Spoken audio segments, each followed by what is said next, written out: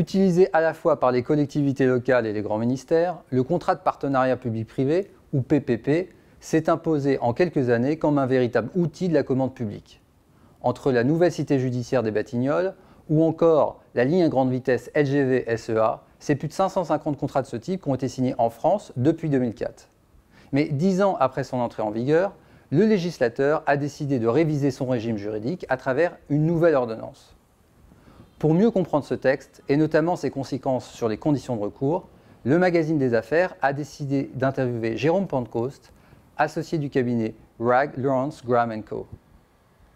Jérôme Pentecoste, bonjour.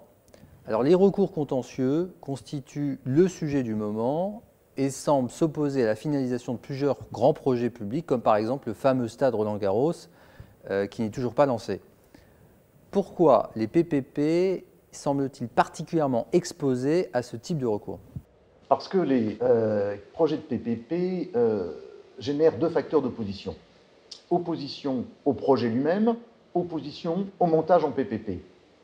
Opposition au projet, parce que très souvent, les PPP concernent des grands projets, des projets visibles, et donc des projets qui génèrent des critiques et qui font l'objet de contentieux. Opposition au montage en PPP, parce qu'il y a dans certaines hypothèses un certain nombre de requérants qui sont opposés à l'association du public et du privé.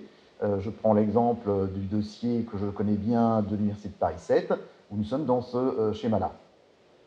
Alors, quel est donc ce fameux dispositif anti-recours prévu par l'ordonnance qui devrait rentrer en vigueur d'ici la fin de l'année? Ce n'est pas à proprement parler un dispositif anti-recours. Et ça ne pourrait pas l'être puisque le droit au recours est un droit constitutionnel. Il s'agit en réalité d'un dispositif qui permet de rassurer les investisseurs et les prêteurs en cas de recours, voire d'annulation des contrats qui constituent l'objet du PPP. Finalement, en quoi ce nouveau texte devrait-il permettre d'éviter des situations de blocage? Dans le dispositif, c'est exactement ça, c'est un dispositif anti-blocage plutôt qu'anti-recours. Et dans le dispositif anti-blocage qui est prévu à l'article 81 bis de la future ordonnance, il y a deux étages. Premier étage, consécration dans la loi de la pratique des accords autonomes, des accords indemnitaires ou des clauses indemnitaires qui sont dans le contrat de partenariat. Consécration de la validité de ces accords, qui est une pratique contractuelle jusqu'à présent.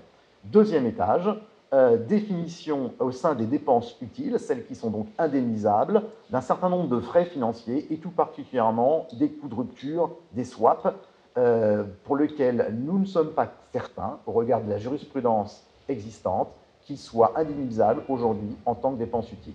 Donc ce sont deux avancées majeures qui devraient permettre d'éviter que les tirages soient suspendus, les tirages sur la dette soient suspendus dès lors qu'un recours est déposé, et qui devrait permettre la poursuite des projets, y compris en cas de recours contentieux. Eh bien, Jérôme Pentecoste, merci.